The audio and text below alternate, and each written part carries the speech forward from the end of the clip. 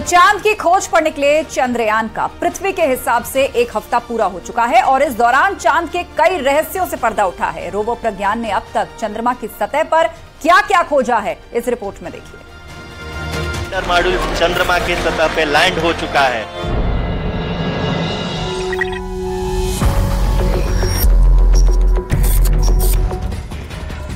23 अगस्त की शाम लैंडर विक्रम बड़े ही शान से चांद पर उतरा था, जिसके 2.5 घंटे के बाद रोवर प्रज्ञान लैंडर से निकला और चांद के रहस्यों की पड़ताल करने में जुट गया, जिसके बारे में अभी तक जानकारी किसी दूसरे देश के पास नहीं है।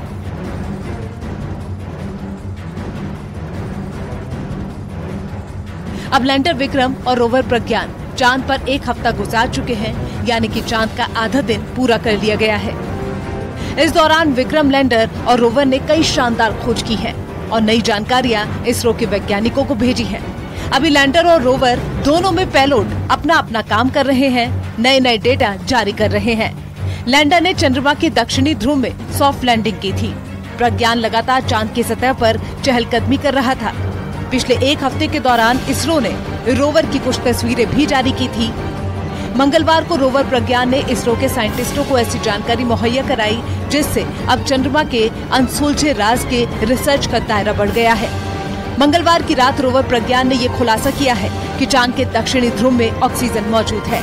ये काम उसमें लगे LIBS पेलोड यानी कि स्पेक्ट्रोस्कोपी ने किया है। इस यंत्र को सिर्फ चांद की सतह पर मौजूद खनिजों और रसायनों की खोज के लिए भेजा गया है। LIBS चांद की सतह पर तीव्र लेजर किरणें फेंककर उससे निकलने वाले प्लाज्मा का एनालिसिस करता है। ये लेजर किरणें ज्यादा तीव्रता के साथ पत्थर या मिट्टी पर गिरती हैं, जिससे वहां पर बेहद गर्म प्लाज्मा पैदा होता है। प्लाज्मा से निकलने वाली रोशनी ये बताती है कि सतह पर किस तरह के खनिज या रसायनों की मौजूदगी है।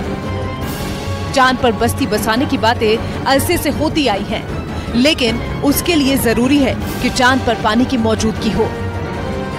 रोवर ने चांद पर ऑक्सीजन को ढूंढ निकाला है, तो वहीं अब हाइड्रोजन की खोज जारी है।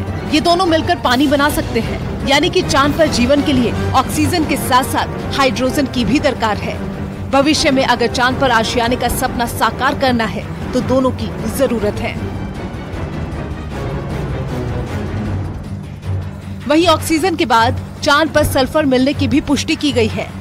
यह हल्के पीले रंग का रसायन है। ये सोना और प्लेटिनम को छोड़कर सभी धातुओं से रिएक्ट करता है, जिससे सल्फाइड्स बनता है।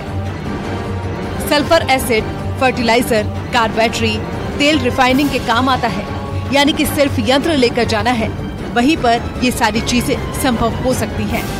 चांद की सतह पर भारी मात्रा में एल्यूमीनियम भी मिला है, यानी कि इंसानों के काम की कई चीजें बनाई जा सकती हैं। एल्यूमीनियम से गाड़ी, बर्तन, खिड़कियां बनाई जा सकती हैं। चांद पर कैल्शियम भी मिला है। इनका इस्तेमाल कई तरह के मेडिकल प्रोडक्ट्स में हो सकता है।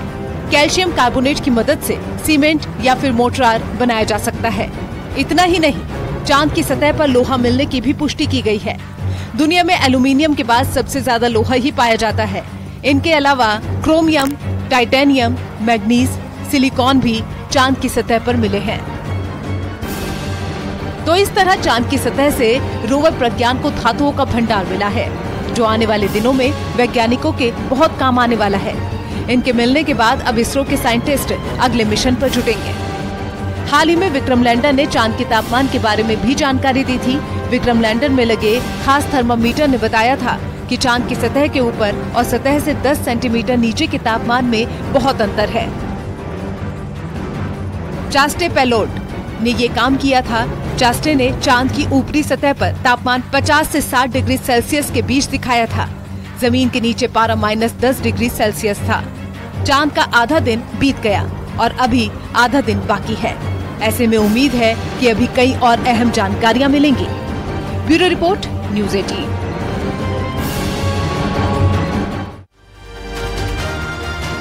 खबरों में आगे बढ़ते हैं। लखनऊ में सीएम योगी आदित्यनाथ कन्या सुमंगला योजना के कार्यक्रम में शिरकत करने पहुंचे। यहां पर सीएम योगी के एक बार फिर से बाल प्रेम की झलक देखने को मिली है। उन्होंने बच्चियों से राखी भी बंधवाई। पहले भी कई मौकों पर सीएम योगी अलहदा अंदाज में नजर आए हैं।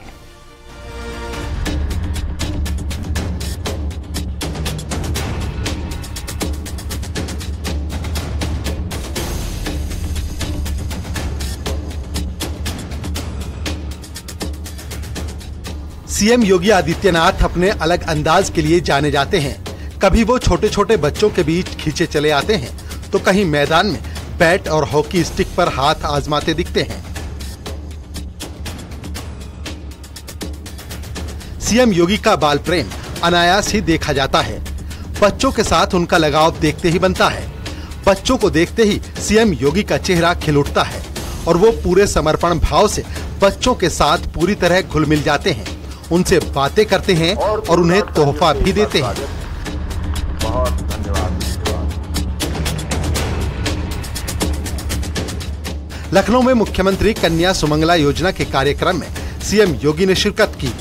यहाँ भी बच्चों को देखकर उनकी खुशी का ठिकाना नहीं रहा।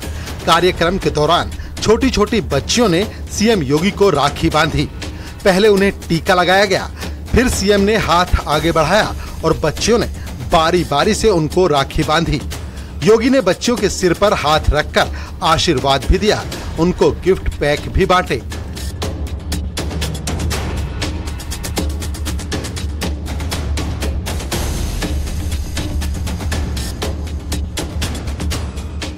योगी के बाल प्रेम की झलकी भी कार्यक्रम के दौरान देखने को मिली, जहां उन्होंने इस बच्ची को गोद में उठा लिया और उसे दुलार किया। सीएम ने बच्ची को चॉकलेट भी थमाई। कन्या सुमंगला की धनराशि 15,000 रुपए से बढ़ाकर 25,000 रुपए की जा रही है। सीएम योगी हर मंच से बेटियों के हक में बात जोर शोर से उठाते हैं। इस दौरान उन्होंने संवाद भी किया और एक बार फिर बेटियों के प्रति अपनी कमिटमेंट को दोहराया कि बेटे के समान बेटी भी अच्छी यूनिफॉर्म पहन करके स्कूल जाएगी, बेटी भी जूता मोजा पहन करके स्कूल जाएगी।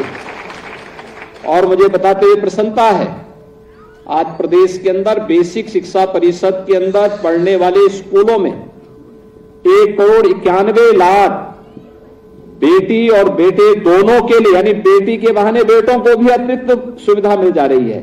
और सबको हम 2 यूनिफॉर्म, बैग, बुक्स, जूता मोजा, स्वेटर, ये सभी सुविधाएं उपलब्ध करवा रहे हैं। बच्चों के बीच सीएम योगी बेहद लोकप्रिय हैं। इससे पहले भी उनकी कई तस्वीरें सामने आई हैं, जिनमें वो बच्चों को दुलारते दिखे हैं। अब इस तस्वीर को देखिए। इसमें सीएम योगी एक कार्यक्रम के दौरान कासगंज में पहुंचे थे। वहां उन्होंने इस बच्चे को देखा जो अपने पिता की गोद में था। बच्चे को देखकर योगी उसके पास गए, उससे बात करने लगे, उसे चॉकलेट भी दी।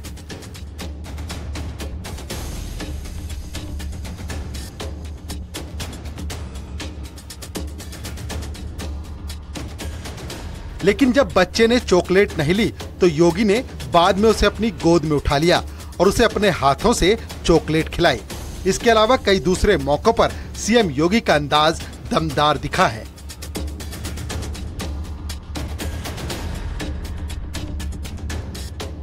अब सीएम योगी की ये तस्वीर देखिए, जिसमें उन्होंने खिलाड़ियों का हौसला बढ़ाते हुए हॉकी स्टिक पकड़ी और हॉकी से बॉल पर जोरदार तरीके से हिट किया।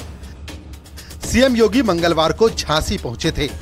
उन्होंने झांसी के लोगों को न सिर्फ विकास योजनाओं का तोहफा दिया, बल्कि हॉकी के जादूगर मेजर ध्यानचंद को श्रद्धांजलि भी अर्पित की।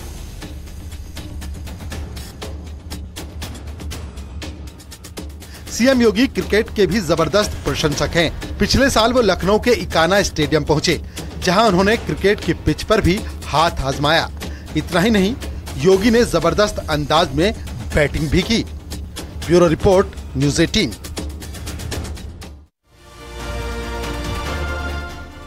आज राखी है, लेकिन रात 9:01 तक भद्राकाल है। हम आपको बताते हैं आज बहनें भाइयों को कब राखी बांध सकते हैं।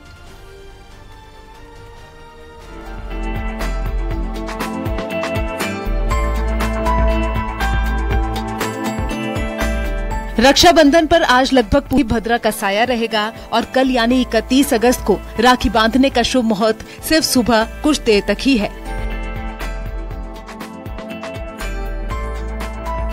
रक्षाबंधन सावन महीने की पूर्णिमा पर ही मनाया जाता है। इस बार पूर्णिमा आज और कल दोनों ही दिन पड़ रही है। आज भद्राकाल सुबह 10:58 से शुरू हो चुका है, जो कि रात 9:01 पर खत्म होगा। भद्रा खत्म होने के बाद रक्षाबंधन करना चाहिए। कल सुबह 7:05 तक पूर्णिमा तिथि के दौरान भी रक्षाबंधन किया जा सकता है। यानी कि आप आज रात 9:02 के बाद राखी बांध सकते हैं या फिर कल सुबह 7:05 से पहले राखी बांध सकते हैं। रक्षाबंधन सावन महीने की पूर्णिमा को ही मनाते हैं। इस बार पूर्णिमा का शुरुआती आधा हिस्सा यानी कि करीब 10 घंटे तक भद्राकाल है, जो कि रक्षाबंधन के लिए ठीक नहीं माना जाता है। पौराणिक कथाओं के अनुसार भद्रा भगवान सूर्य की कन्या है, जो कि सूर्य की पत्नी छाया से उत्पन्न हुई है। इस तरह भद्रा शनिवार की सगी बहन है। पौराणिक मान्यता के अनुसार कहा जाता है कि लंकापति रावण की बहन शूर्पणखा ने अपने भाई को भद्राकाल में ही राखी बांधी थी, जिस कारण ही रावण का सर्वनाश हो गया।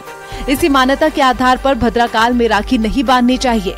भद्राकाल में राखी बांधने से भाई की उम्र कम होती है और भाई पर विपदा आती है। लेकिन भद्राकाल के दौरान पूरे दिन होने वाले व्रत, स्नान दान और खरीदारी करने में भद्रा दोष नहीं लगेगा। इस दौरान शुभ योगों में किए जाने वाले कामों का शुभ फल और बढ़ जाएगा। रक्षा के लिए बांधा जाने वाला धागा रक्षा सूत्र है। माना जाता है कि राजसूय यज्ञ के समय में भगवान कृष्ण को द्रौपदी ने रक्षा सूत्र के रूप में अपने आंचल का टुकड़ा बांधा था। इसके बाद बहनों द्वारा भाई को राखी बांधने की परंपरा शुरू हुई। इस बार भद्रा को लेकर लोग खासी सावधानी बरत रहे हैं। अब सभी को इंतजार है भद्राकाल खत्म होने का, ताकि बहनें अपने भाई को राखी बांध सकें। Bureau report, news 18।